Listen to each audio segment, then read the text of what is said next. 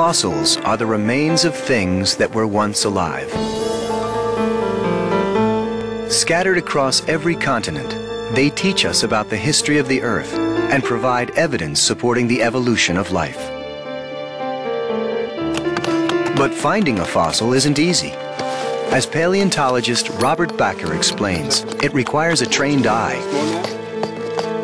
The most important thing to look for when you're out digging dinosaurs is the stuff over there, in the periphery of your vision. So when you're digging dinosaurs, you've got to have a sort of 360-degree ecological vision. Look at everything. Be aware of everything. Paleontologists travel through deserts, frozen tundra, oceans, and underground caves to uncover the remains of ancient and extinct species. The job can be risky, yet finding a fossil is only the beginning. Once it's discovered, paleontologists must carefully extract it from the ground. This excavation process can take days. Put over there. So here's the other nostril right here. Yeah. I'm digging in the nose. They must be cautious not to damage any remains. Once removed from the ground, the fossil is wrapped in aluminum foil and plastered burlap to keep it safe during travel. In the lab, the wrap is removed and the fossil gets a thorough cleaning. The original fossil is too heavy and fragile to display, so scientists make a reproduction. They brush rubber on the outside of the fossil to form a mold.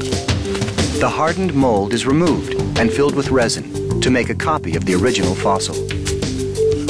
At this stage, paleontologists also create models of the missing parts. As Dr. Paul Sereno explains, they make the most out of what they have. We had enough to wish we had more. We had enough to say we could take this and make a skeleton out of it. We hunted for that skull. We wanted the skull. We didn't have it, but we had enough of the animal, the limbs, and enough of the backbone to judge its size correctly and to get a picture of what was a very agile animal. The reconstructed bones are now ready to piece together.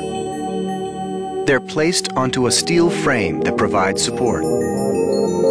The shape of the frame gives the completed skeleton the appearance of motion. Putting together a full skeleton is a tremendous challenge. With pieces missing and sometimes only fragments of a bone to work with, mistakes are not uncommon. Well, my mother sometimes rattles my cage by saying, well, Bob, you scientists, you always make things up. You get a single bone, you build a whole animal, you got the wrong head, the wrong tail, tail on the wrong end, head on the wrong end. That does happen on occasion. But almost always it's another scientist another anatomist who catches the mistake and corrects it. In most cases, paleontologists eventually get it right. With a lot of skill and a little bit of luck, the results are extraordinary. The resurrection of a species that became extinct millions of years ago.